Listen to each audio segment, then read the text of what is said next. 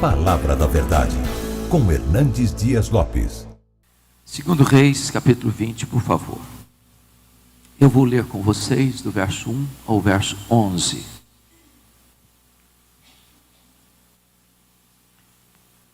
Naqueles dias, Ezequias adoeceu de uma enfermidade mortal. Veio ter com ele o profeta Isaías, filho de Amós, e lhe disse: assim diz o Senhor: põe em ordem a tua casa, porque morrerás e não viverás.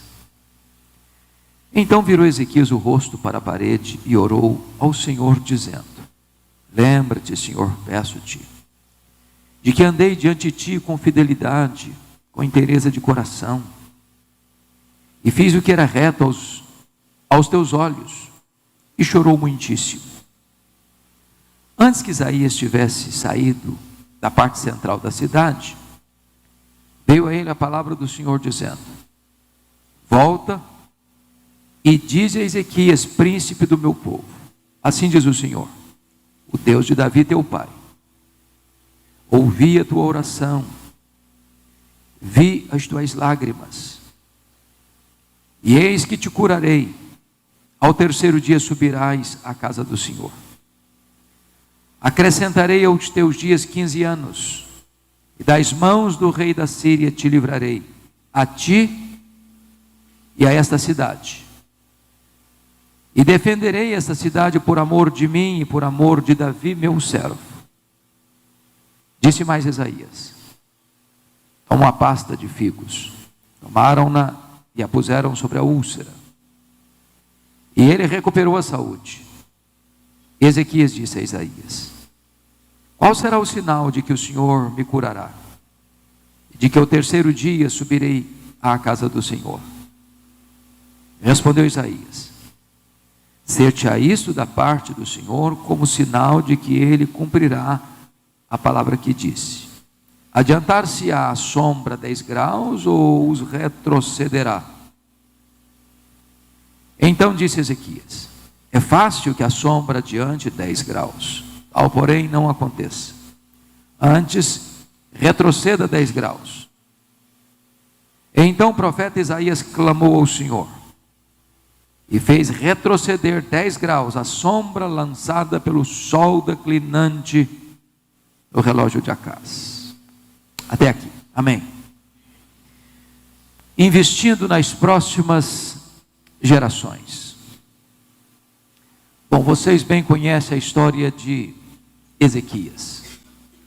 Esse homem começa a reinar em Judá com 25 anos. Ele reinou 29 anos. Consequentemente, morreu com 54 anos. Ezequias era filho de um homem mau, perverso, idólatra, feiticeiro, assassino cruel, o rei Acaz.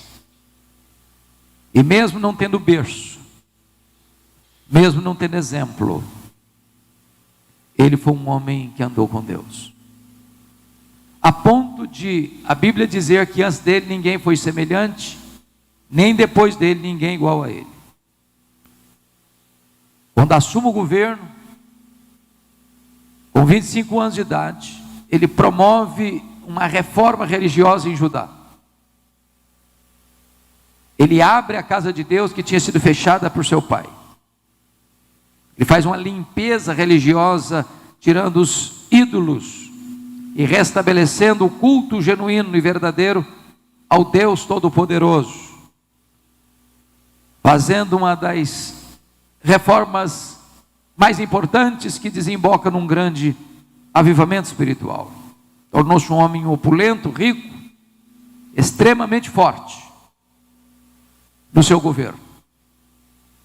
Mas depois de 14 anos que ele estava governando, portanto ele estava com 39 anos, e um homem aos 39 anos pensa estar no apogeu da sua força, do seu vigor intelectual, maturidade e tudo mais. Ezequias enfrenta 2 gravíssimos problemas no seu governo. Primeiro, porque foi no seu governo que o reino do norte, o reino de Israel, caiu nas mãos da Síria. Um poderosíssimo império que se levantara e ninguém podia resistir às suas invasões militares. Pois o reino do norte caiu nas mãos da Síria, enquanto Ezequias era governador, era rei, o reino de Judá. E o primeiro problema que Ezequias enfrenta é que esse poderoso império resolve atacar Jerusalém, para tomar também de assalto o reino de Judá. Entrincheiram Jerusalém.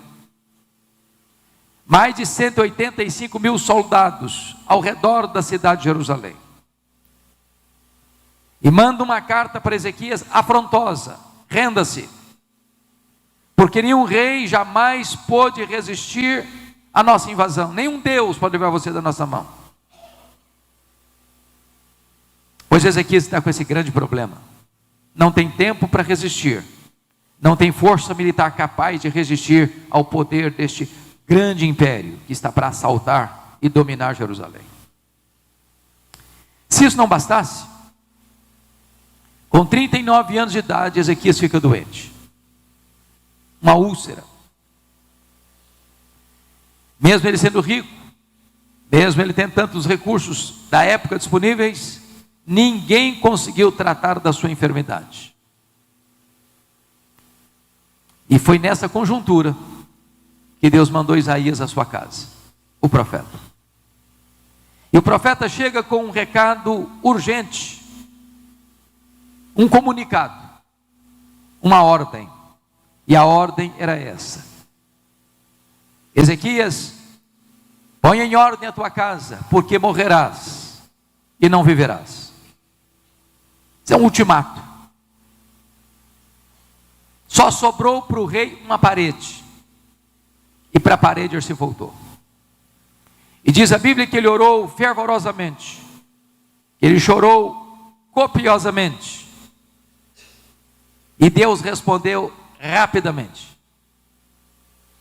Isaías não tinha saído da cidade ainda, quando Deus disse para ele: volta lá, e fala para Ezequias, príncipe do meu povo, que eu ouvi a sua oração, que eu vi as suas lágrimas, que eu o curarei, e lhe darei mais 15 anos de vida, e livrarei Jerusalém das mãos da Síria, e no terceiro dia subirás à casa do Senhor. Quando Isaías chega de volta e comunica ao rei a resposta da sua oração,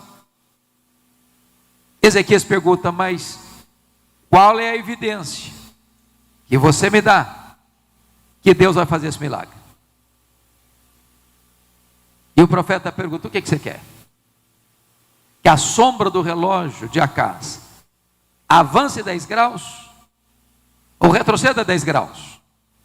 E o rei pensou: já que Deus vai fazer um milagre, eu quero o maior.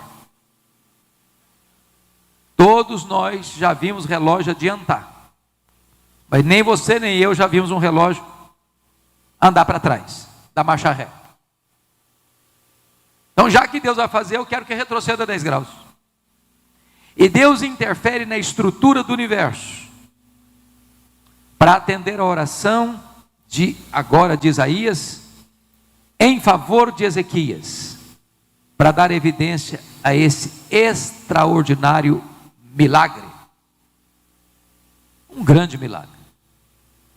Primeiro, um anjo se levanta e mata 185 mil soldados assírios que entrincheiravam Jerusalém. Um livramento político, militar extraordinário. Segundo, Deus cura a úlcera do rei Ezequias usando um remédio. E a cura não está propriamente no remédio, porque se tivesse, ele já teria sido curado, mas na ação divina, na eficácia do remédio. A grande pergunta é: como é que Ezequias reagiu a tudo isso? Eu queria que você então olhasse um texto paralelo, porque não está aqui no texto que lemos, mas está registrado em 2 Crônicas. Depois você vai voltar para cá, para esse texto. Mas abra lá em 2 Crônicas 32, por gentileza. 2 Crônicas 32, 24 e 25.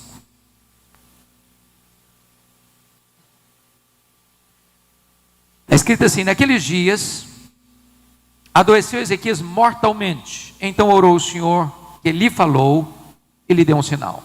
Agora, notem o verso 25. Mas Ezequias não correspondeu, ou não correspondeu Ezequias aos benefícios que lhe foram feitos, pois o seu coração se exaltou, pelo que houve ira contra ele e contra Judá e Jerusalém. Então agora volte para 2 Reis 20, por favor. Irmãos amados, por que o coração dele se exaltou? Mas em que contexto o coração dele se exaltou? E a resposta está no capítulo 20, a partir do verso 12. Está escrito que esse milagre na vida de Ezequias foi tão insólito, tão extraordinário, que isso reverberou para além das fronteiras de Israel, de Judá. E havia um novo império que estava se formando, que haveria de se fortalecer, que haveria de inclusive conquistar o império assírio, que era o império babilônico. E quando o rei da Babilônia escutou sobre esse milagre, sobre essa intervenção divina, ele manda uma comitiva diplomática, com cartas do rei, com presentes do rei, para se solidarizar com o rei Ezequias, diante de um fato tão extraordinário. E agora você vai ver comigo o que aconteceu. Preste atenção. Verso 12.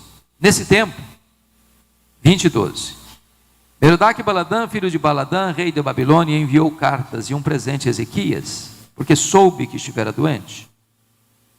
Ezequias se agradou dos mensageiros e lhes mostrou toda a casa do seu tesouro: a prata, o ouro, as especiarias, os óleos finos, seu arsenal e tudo quanto se achava dos seus tesouros. Nenhuma coisa houve, nem em sua casa, nem em todo o seu domínio, que Ezequias não lhes mostrasse. O ponto aqui é o seguinte: quando essa comitiva estrangeira chega,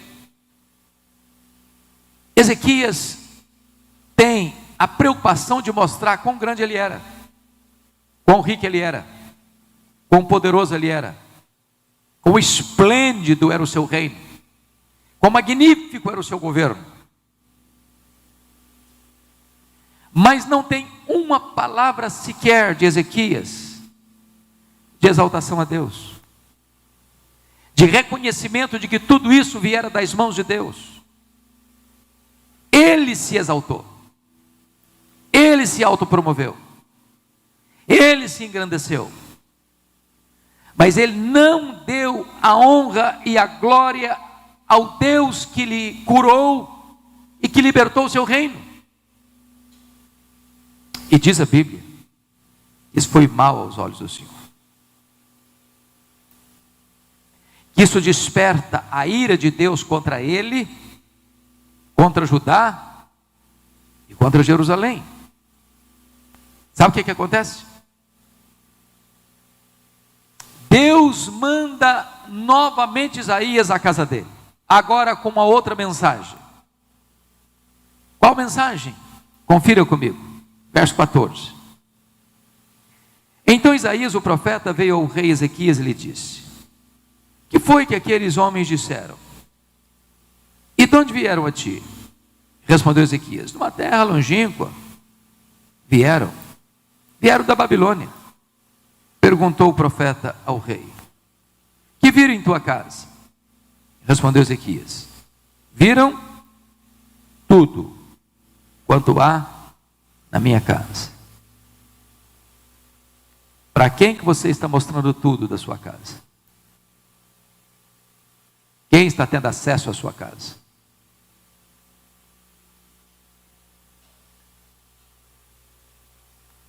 Coisa nenhuma há nos meus tesouros que eu não lhes mostrasse.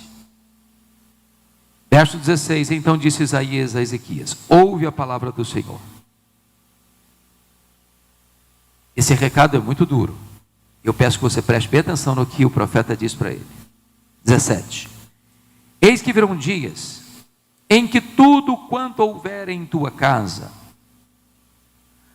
com o que entesouraram teus pais até o dia de hoje, será levado para a Babilônia. Não ficará coisa alguma, disse o Senhor. Bom, isso é uma tragédia. O que Deus está dizendo por meio de Isaías é o seguinte: olha, o que foi ajuntado até hoje, Ezequias, o que você, que é um rei muito rico, ajuntou e vai ajuntar ainda, e o que as futuras e pósteras gerações também vão ajuntar, essa Babilônia, diante de quem você se engrandeceu e não deu a Deus a glória, virá. E sabe o que vai acontecer, Ezequias? Eles vão levar tudo isso embora. Judá vai ser espoliada, Jerusalém vai ser saqueada, e eles vão levar todos esses tesouros que você deles se orgulhou e não deu a Deus a honra e a glória. Eles vão levar, vão pilhar a cidade. Mas o pior não tinha acontecido. Preste atenção no verso 18: dos teus próprios filhos que tu gerares, tomarão, para que sejam eunucos no palácio do rei da Babilônia.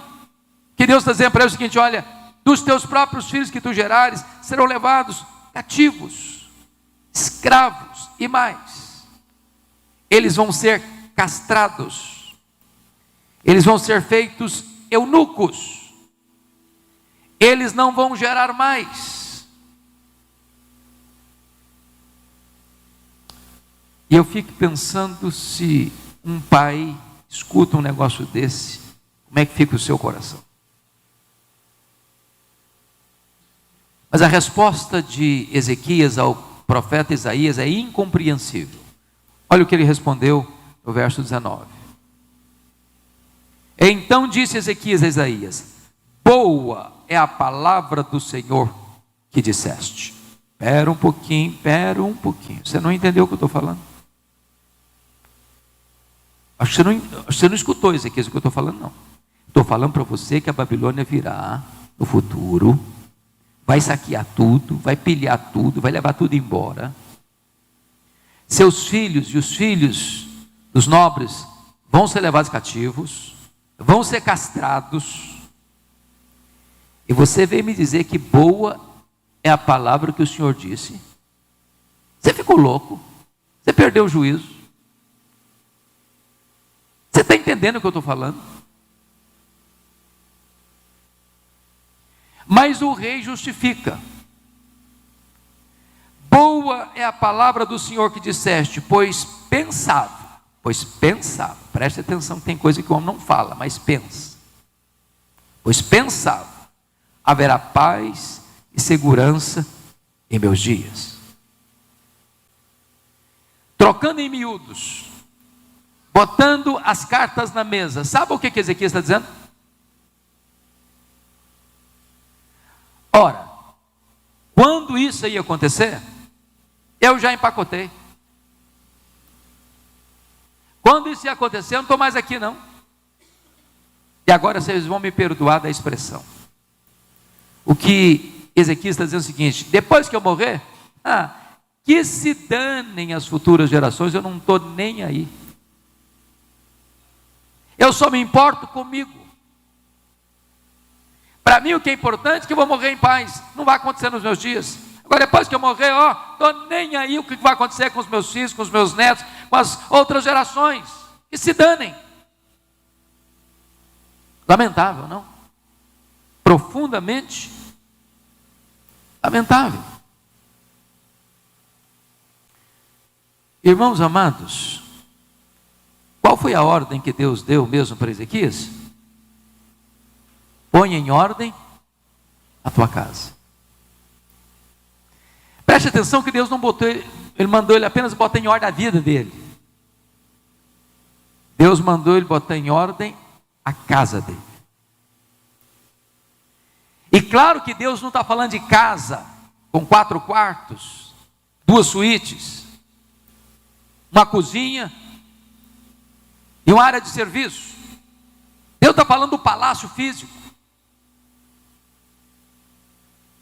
Em outras palavras, nem você nem eu estaremos prontos nem para viver nem para morrer, se a nossa casa ainda não estiver em ordem.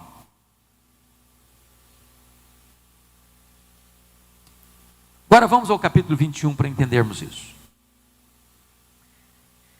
No capítulo 20, verso 21, está escrito assim: descansou Ezequias com seus pais, e Manassés, seu filho, reinou em seu lugar. Verso 20, capítulo 21.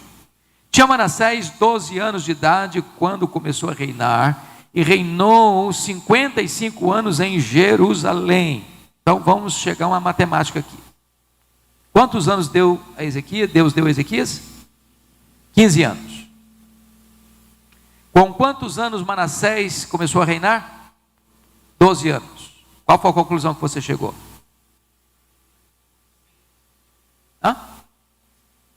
Que o Manassés nasceu 3 anos depois do milagre, da cura. 3 anos depois que Ezequias foi curado, ele gerou este filho, Manassés. Se o Ezequias tivesse levado a sério a ordem de Deus, põe em ordem a tua casa, ele devia ter pensado assim: bom, eu vou investir tudo na criação desse filho. Ele vai ser o herdeiro do meu trono.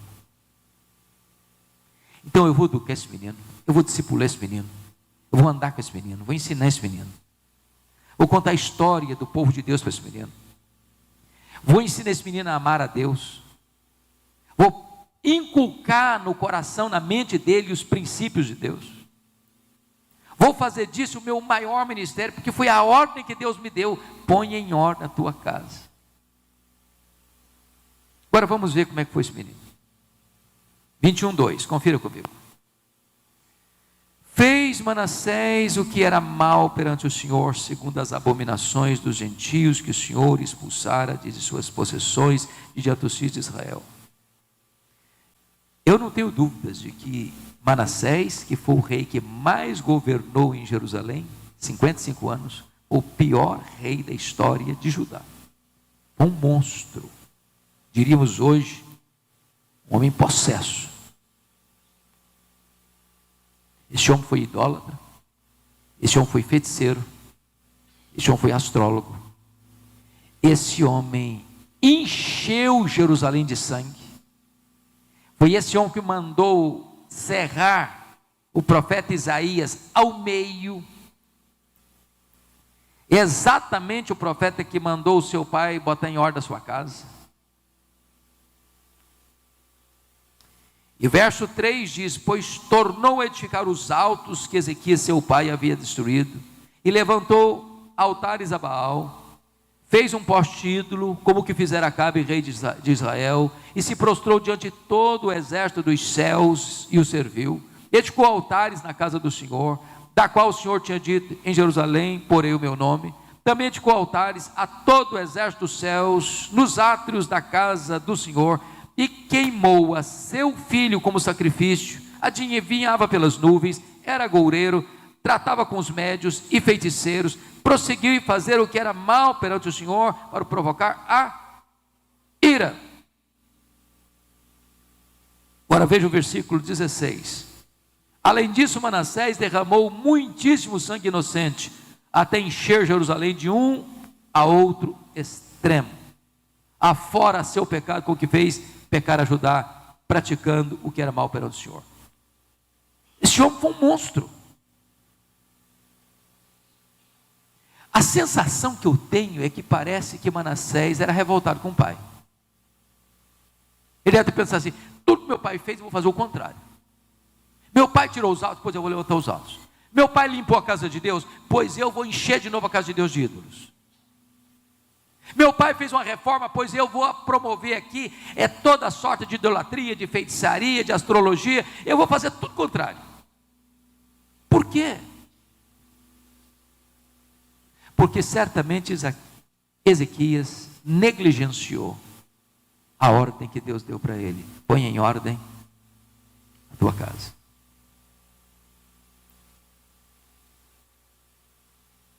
Agora vamos a um texto para mim, dos mais dramáticos da Bíblia. Abra sua Bíblia comigo lá em Jeremias capítulo 15. Jeremias capítulo 15.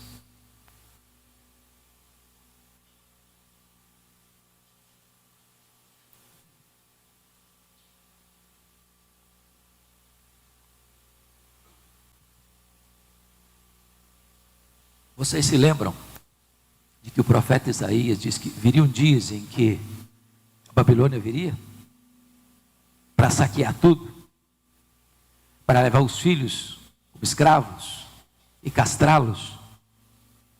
Pois esse dia chegou. Olha como é que Jeremias descreve essa situação, aqui no capítulo 15, versos de 1 a 4.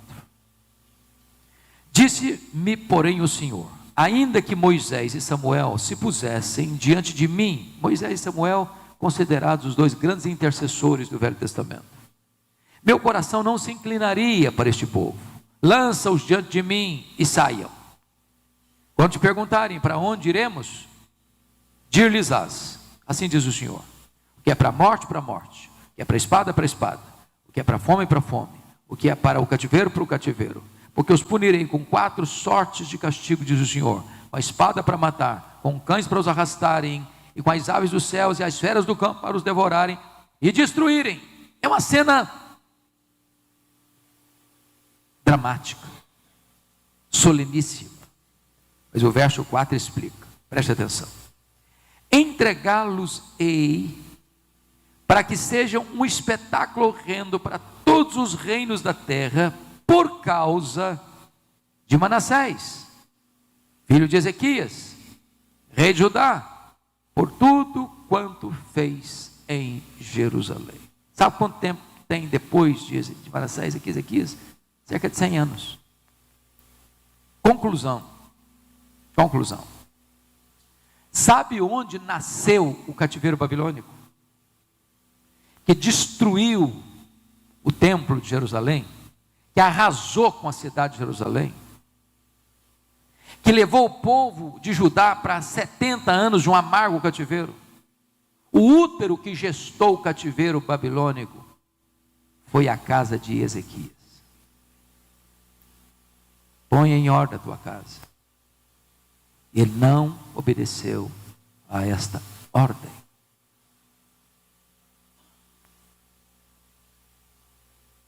Ele não doutrinou, ensinou seu filho, que tinha 12 anos quando ele morreu. Se nós falharmos em dar as instruções aos nossos filhos quando são criança, talvez mais tarde, nós não vamos conseguir mais.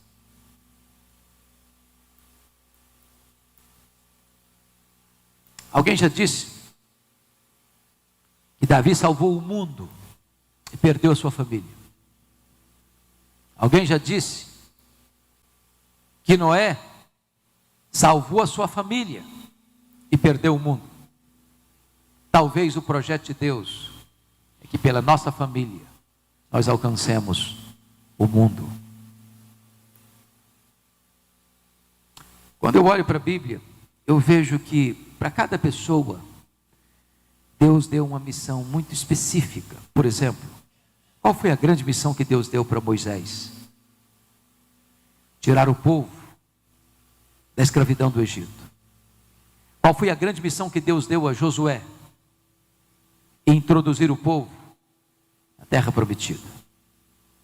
Qual foi a grande missão que Deus deu a Davi? Unificar um rei. Qual foi a grande missão que Deus deu a Salomão? Construir o templo de Jerusalém. Qual foi a grande missão que Deus deu a Neemias? restaurar os muros de Jerusalém. Qual foi a grande missão que Deus deu a João Batista? Preparar o caminho do Senhor, para que ele se manifestasse. Qual foi a grande missão que Deus deu a Pedro? Abrir a porta do evangelho a judeus e gentios. Qual foi a grande missão que Deus deu a Paulo? Levar o evangelho a todos os rincões da terra. Agora uma pergunta: qual foi a grande missão que Deus deu a Abraão, o pai dos crentes, o pai da fé? Vamos dar uma olhadinha nisso? Abra sua Bíblia comigo lá em Gênesis 18. Gênesis 18.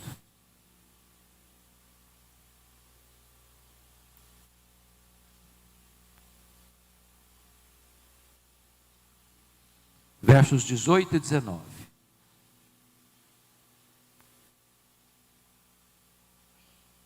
Está escrito: visto que Abraão certamente virá a ser uma grande e poderosa nação, e nele serão benditas todas as famílias da terra, porque eu o escolhi para que ordene a seus filhos e a sua casa depois dele, a fim de que guardem o caminho do Senhor e pratiquem a justiça e o juízo, para que o Senhor faça vir sobre Abraão o que tem falado a seu respeito. Preste atenção, por favor, no verso 19. Por que que Deus escolheu Abraão? Para que Deus escolheu Abraão? Para quê? A fim de que guardem, a fim de que ordene a seus filhos e a sua descendência depois dele. Seus filhos e a sua descendência depois dele, a fim de que guardem o caminho do Senhor e pratiquem a justiça e o juízo. Mas vamos parar um pouquinho agora. Eu pergunto a vocês: quantos anos tinha Abraão quando seu filho nasceu, o filho da promessa? Quantos anos? 100 anos. Quantos anos tinha Isaac quando se casou com Rebeca? 40 anos. Então quantos anos tem Abraão? 140. A Rebeca era estéril. Isaac orou por ela quanto tempo? 20 anos. Então quando os meninos nasceram, Esaú e Jacó, os netos de Abraão, quantos anos tinha Isaac? 60 anos. Quantos anos tem Abraão? 160 anos. Com que idade Abraão morreu? 175 anos. Então quantos anos Abraão teve para conviver com os netos? 15 anos. Para um pouquinho, Deus, eu não estou entendendo. O Senhor está dizendo que o Senhor me chamou com um propósito, para que eu ensine os filhos dos meus descendentes futuros. E eu só tenho 15 anos, já no finalzinho da vida, meio capengando já de forças, para ensinar isso.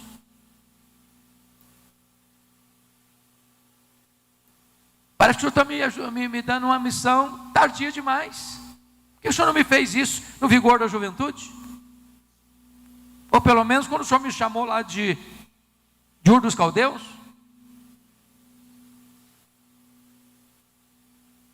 Como é que Abraão cumpriu isso?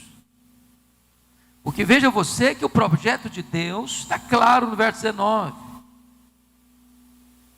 Porque eu o escolhi para que ordene a seus filhos e a sua casa depois dele.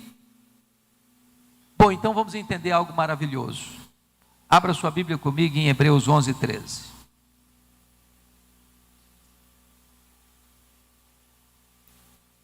Hebreus 11, 13. Está escrito o seguinte: 11, 13, Hebreus. Todos estes morreram na fé sem ter obtido as promessas, vendo-as, porém, de longe, e saudando-as, e confessando que eram estrangeiros e peregrinos sobre a terra. Se Deus escolheu Abraão para isso, para ele ordenar os seus filhos e as futuras gerações que pusessem em Deus a sua confiança, É como se Abraão estivesse olhando pelas dobras do futuro e vendo a você. Amém. E você e eu somos filhos de Abraão.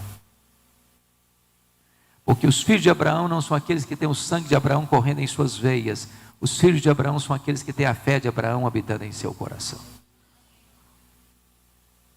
E ele está lá comprometido com essa causa. Senhor, que a minha geração, que os meus filhos, que os meus netos, que a minha terceira, que a minha 10ª, que a minha 100ª geração te conheça. E ele está comprometido com essa causa. E nos ensinando uma lição. Nós precisamos investir nas futuras gerações. Qual era o sinal do pacto, da aliança com Abraão? A circuncisão. Era um sinal no órgão reprodutor masculino. Para deixar claro que cada criança que nascia, cada menino que nascia, ele recebia uma marca dizendo o seguinte: eu tenho um compromisso que o meu pai tem. A aliança que meu pai fez com Deus é a aliança que eu também faço com Deus. E isso foi passando de geração para geração. E agora nós entendemos que é a circuncisão do coração. É a fé no Senhor Jesus Cristo. E essa mesma fé que habitou na avó Lloyd, na mãe Eunice, vai habitar também no filho Timóteo. E a mesma fé que habita no seu coração, no coração da sua esposa, do seu marido, você quer que habite no coração dos seus filhos, dos seus netos. E você está comprometido com isso, porque foi para isso que Deus chamou você, para que você ensine os seus filhos, para que você ensine os seus netos, para que você ensine as futuras gerações as mesmas verdades que um dia alcançaram a sua vida.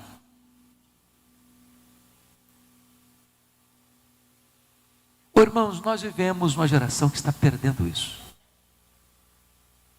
Nós lutamos com muito mais afinco em dar uma casa boa para os nossos filhos, em dar roupas boas para os nossos filhos, em pagar uma escola boa para os nossos filhos, em lidar para que os nossos filhos tenham um sucesso profissional, do que estamos empenhados na mesma proporção ou numa proporção maior ainda em ver os nossos filhos convertidos ao Senhor Jesus Cristo. Nós não podemos abrir mão de ver as futuras gerações comprometidas com o nosso Deus. Se há um homem que me chama muita atenção na Bíblia, e você certamente o admira também, é Samuel. Eu queria levar você para 2 textos na vida de Samuel emblemáticos. Abra lá em 1 Samuel capítulo 12. Porque esse texto, penso que é uma das melhores maneiras de um pastor, de um presbítero, de um diácono, de um crente, de um líder, fechar as cortinas da sua vida. Olha o que está escrito. 1 Samuel 12. Versículo 1. Então disse Samuel a todo Israel. Ele está se aposentando. Está resignando o seu cargo. Eis que ouvi a vossa voz em tudo quanto me dissestes, e constituí sobre vós um rei. Agora, pois, eis que tendes o rei à vossa frente. Olha o testemunho dele agora. Já envelheci, estou cheio de câncer, e meus filhos estão convosco. O meu procedimento esteve diante de vós desde a minha mocidade até o dia de hoje. Ele é um cara velho. Ele está dizendo o seguinte: ele era um homem que tinha 3 funções. Ele era sacerdote, ele era profeta e ele era juiz. E o maior juiz da história de Israel. E ele está dizendo que desde o primeiro dia, ele tinha um cargo político e ele tinha um cargo religioso. Do começo da caminhada até o fim da caminhada, ele está dizendo para o povo, na presença do povo, desde o começo até o fim, o meu procedimento esteve diante de vocês. Agora o desafio dele, verso 3. Eis-me aqui, testemunhai contra mim perante o Senhor e perante o seu ungido. De quem tomei o boi? De quem tomei o jumento? A quem defraudei? A quem oprimi? Das mãos de quem aceitei suborno para encobrir com ele os meus olhos? e vou-lo restituirei. Eu fico imaginando se os políticos de Brasília conseguiriam dar um testemunho deste diante do povo.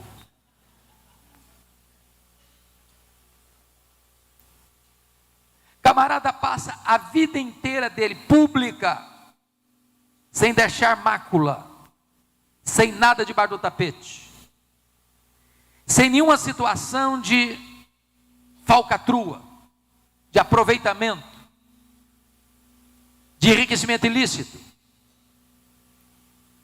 Olha o que o povo respondeu para ele no verso 4. Então responderam: em nada nos defraudaste, nem nos oprimiste, nem tomaste coisa alguma das mãos de ninguém. E ele disse: o Senhor é testemunha contra vós outros, e o seu ungido é hoje testemunha de que nada tendes achado nas minhas mãos. E o povo confirmou: Deus é testemunha. E você diz: é assim que eu gostaria de também fechar as cortinas da minha vida. Belíssimo testemunho. Mas, entretanto, porém, todavia, entre mentes, há algo complicado na vida de Samuel.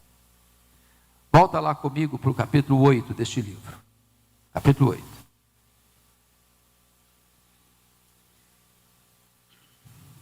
A partir do verso 1. Está escrito o seguinte: tendo Samuel envelhecido, constituiu seus filhos por juízes sobre Israel. Achou estranho alguma coisa aqui? Quem constituía juízes em Israel? Quem? O Senhor, o próprio Deus. Quem está constituindo quem aqui como juiz? Samuel. Constituindo quem? Seus filhos. Está sentindo cheiro de nepotismo aqui?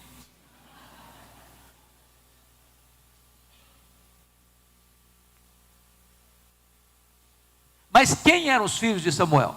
Confira comigo, verso de número 3.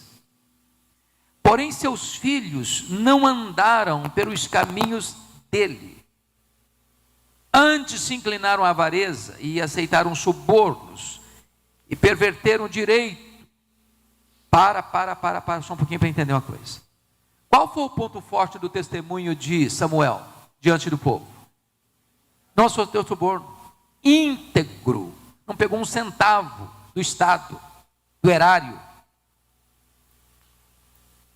Eu fico até imaginando que os meninos cresceram vendo o pai lidar com muita grana. Ele era juiz. E eles talvez, coitados, passando uma magrela em casa. Não é possível. Papai lida com tanto dinheiro, não passando aperto aqui em casa.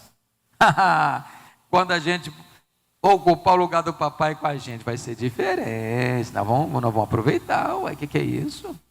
É muita grana. Olha o que os anciãos dizem para Samuel. Verso 4. Então os anciãos todos, quantos anciãos foram? Todos.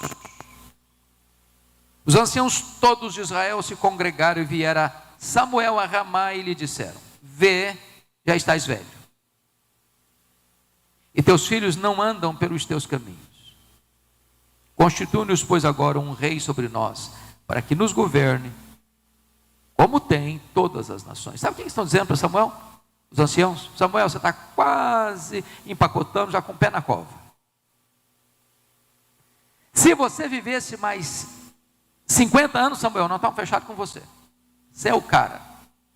Exemplo de vida, íntegro. Durante todo o seu governo, nós não temos uma vírgula de reclamação da sua administração. Agora, Samuel, seus filhos não são flor que se cheira. Seus filhos não têm o mesmo estofo moral e espiritual que você tem. Seus filhos não são igual a você. Então, Samuel, faça-nos um favor. Antes de você morrer, constitui-nos um rei, que debaixo da autoridade de seus filhos, nós não queremos ficar. Conclusão. Assim como no futuro lá, o cativeiro babilônico foi gestado no ventre da casa de Ezequias, a monarquia em Israel, rejeitando o governo de Deus, a teocracia, nasceu dentro da casa de Samuel. Por quê? Porque Samuel cuidou de todos, com exemplo irretocável. Mas Samuel falhou em pôr a sua casa em ordem.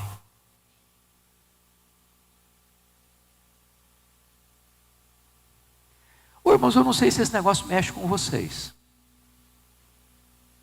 Comigo mexe muito. Porque os nossos filhos podem ser um fenômeno de sucesso no mundo. Mas se eles falharem em andar com Deus, os troféus que os nossos filhos alcançam são troféus de palha. O que adianta ganhar o mundo inteiro, perder a sua alma?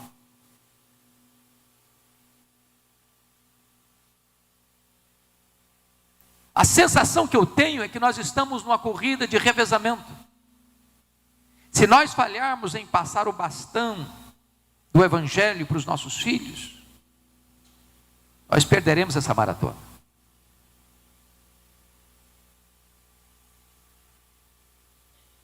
E nós estamos vivendo dias onde a fé cristã está sendo atacada, a cristofobia aumentando. Nós vivemos uma aparente liberdade no Brasil, uma aparente liberdade de ir e vir. Mas a nossa imprensa hoje, quase sem exceção, é cristofóbica. As nossas cortes hoje, quase sem exceção, são cristofóbicas. As nossas universidades hoje, com raras exceções, são cristofóbicas.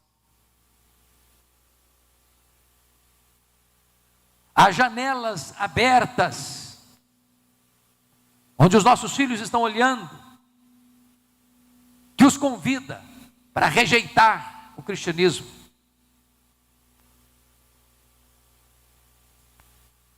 Olha comigo, por exemplo, que celebramos este ano 502 anos de reforma.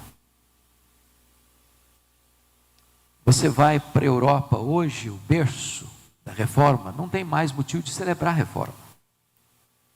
Eu tenho rodado pela Europa. Tenho ido com frequência à Holanda.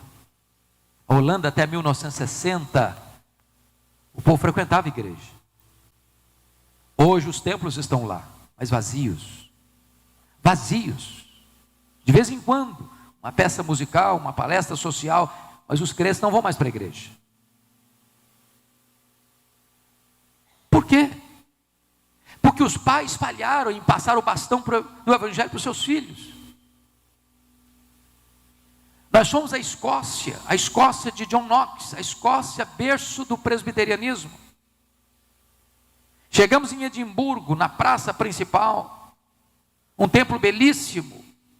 Quando entramos no templo, não tinha púlpito nem bancos, porque o templo era um bar,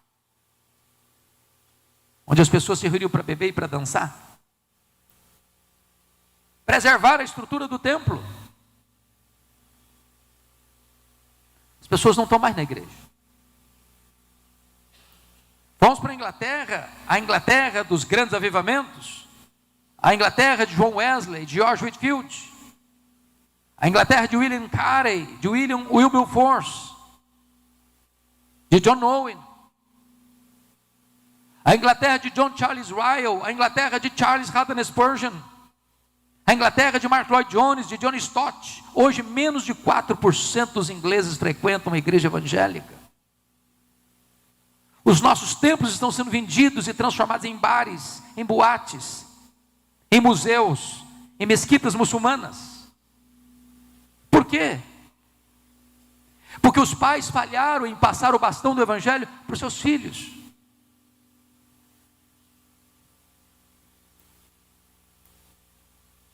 O O que eu escuto Brasil afora é que muitas vezes os nossos filhos estão despreparados para entrar numa universidade hoje e sofrer todo o ataque do ateísmo, do relativismo moral. E estatisticamente mais de 50% dos nossos jovens que entram numa faculdade perdem a sua fé.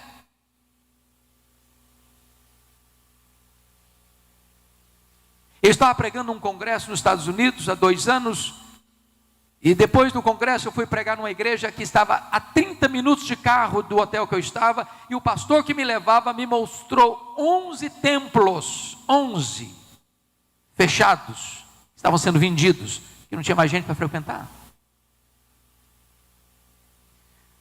Às vezes eu vou pregar em algumas igrejas americanas e você chega e vê num mar, porque não tem mais um mar, mas um monte de cabecinhas brancas,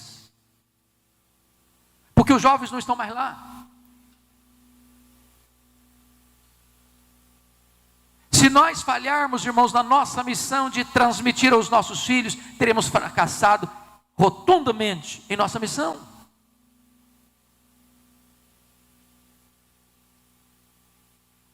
E eu queria,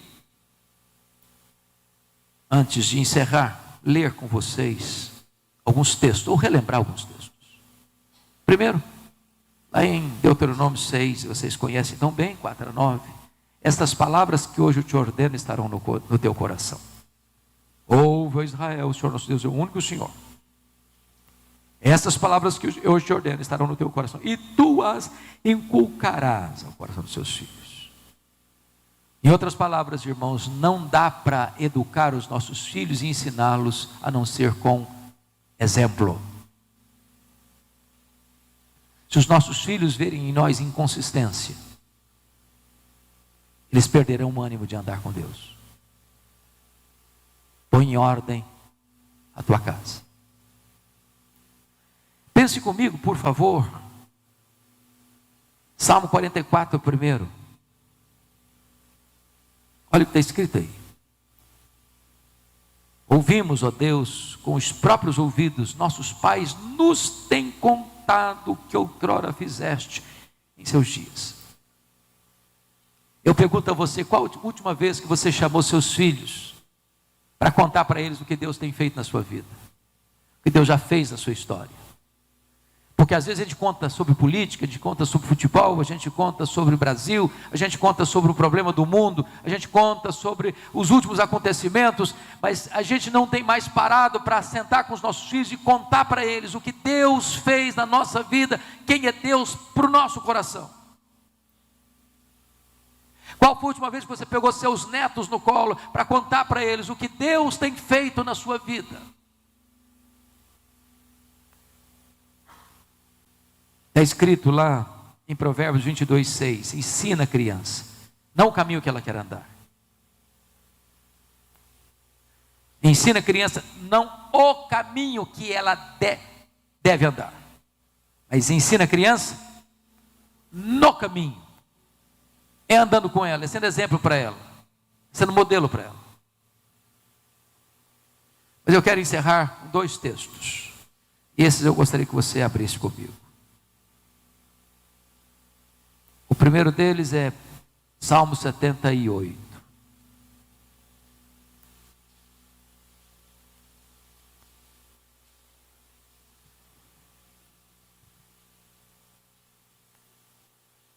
Salmo 78.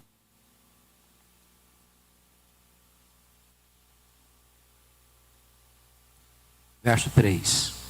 O que ouvimos e aprendemos, o que nos contaram nossos pais, não encobriremos a seus filhos. Contaremos à vindoura geração os louvores do Senhor e o seu poder e as maravilhas que fez.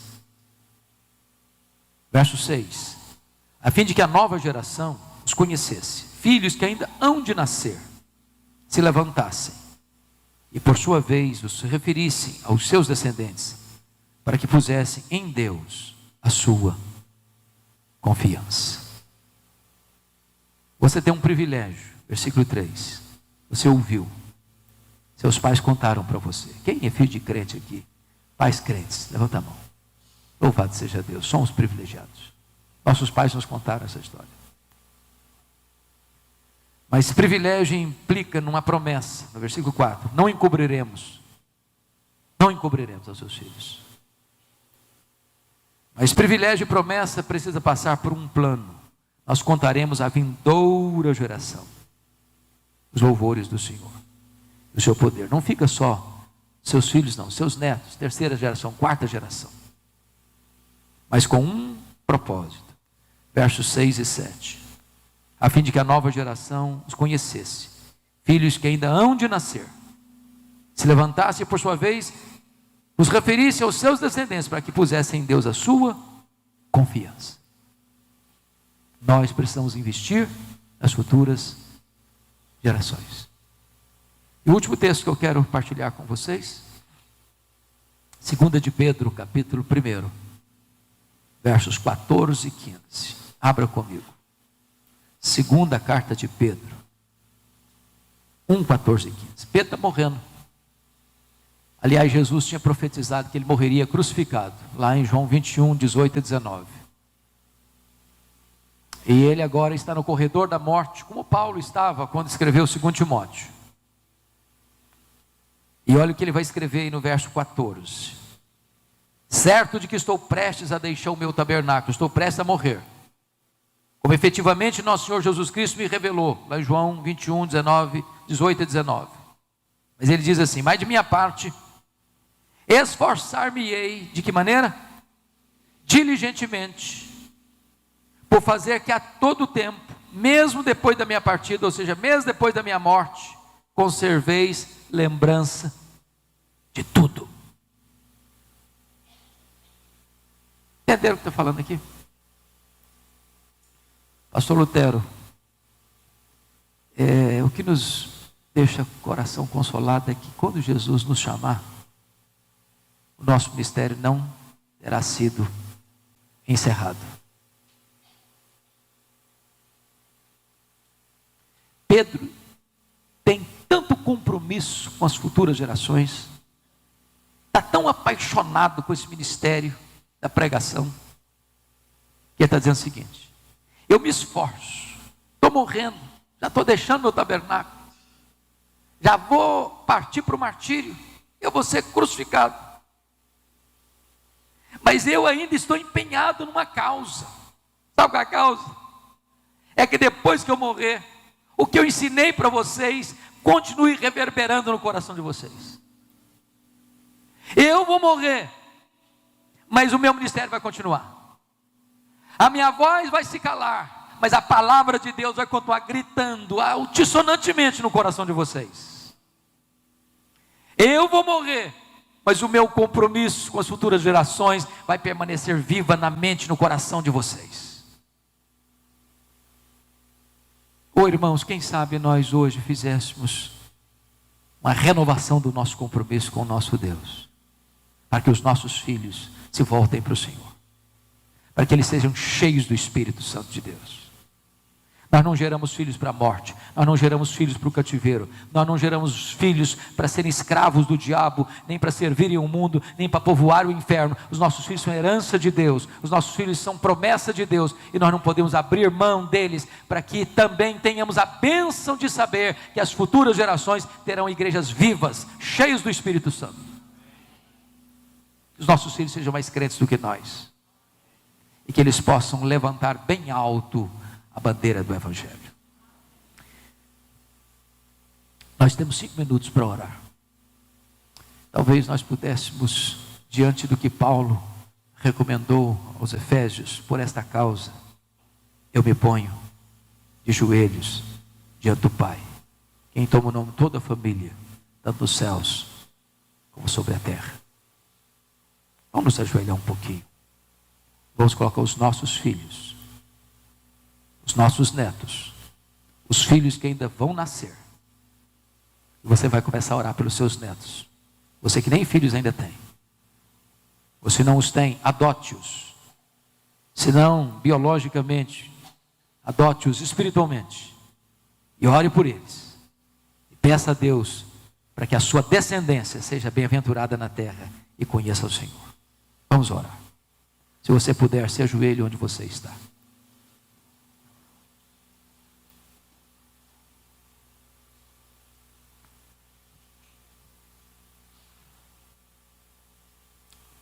Deus amado,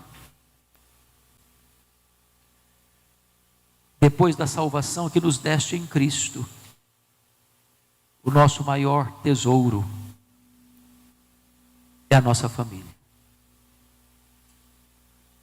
Tu colocaste em nossas mãos filhos e filhas, com um propósito de que nós ensinemos a eles a te conhecer e a viver como testemunhas neste mundo. Nós não temos o poder de converter o coração dos nossos filhos a ti.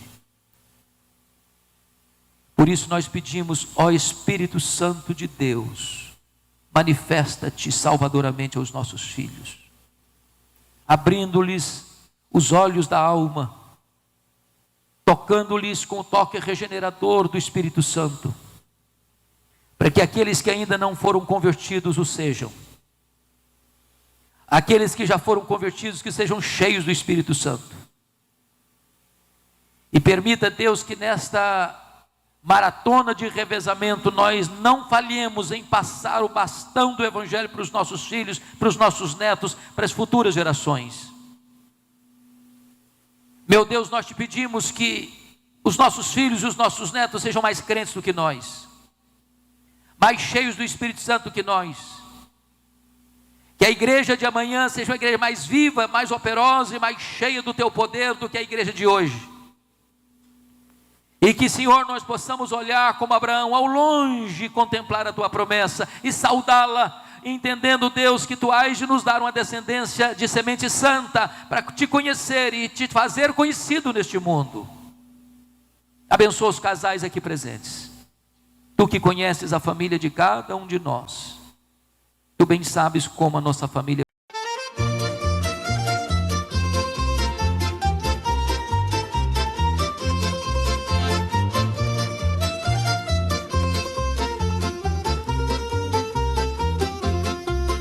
Una barca di carta, che l'acqua che c'è dentro è tutta, non c'è vento,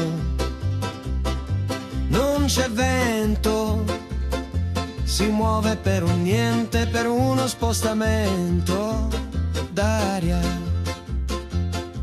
Il vecchio Paolo ci prendeva in giro, mi cantava che lui la guerra la fa tutti i giorni e mai nessuno gliela dichiara.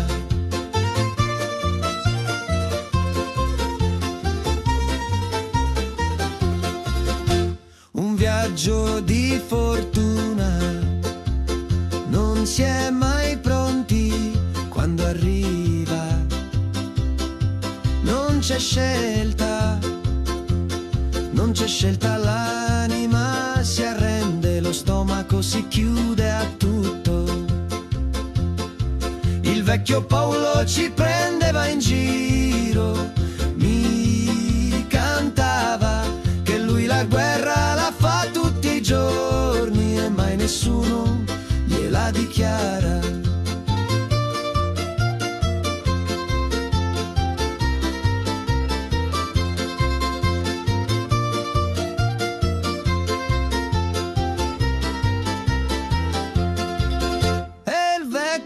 Paolo nella sua camicia buona l'hanno seppellito con un foglio in tasca e un segno sulla faccia.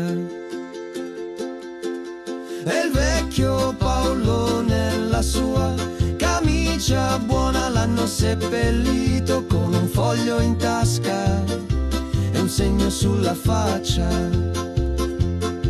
Il vecchio Paolo ci prendeva in giro, mi cantava che lui la guerra la fa tutti i giorni e mai nessuno gliela dichiara.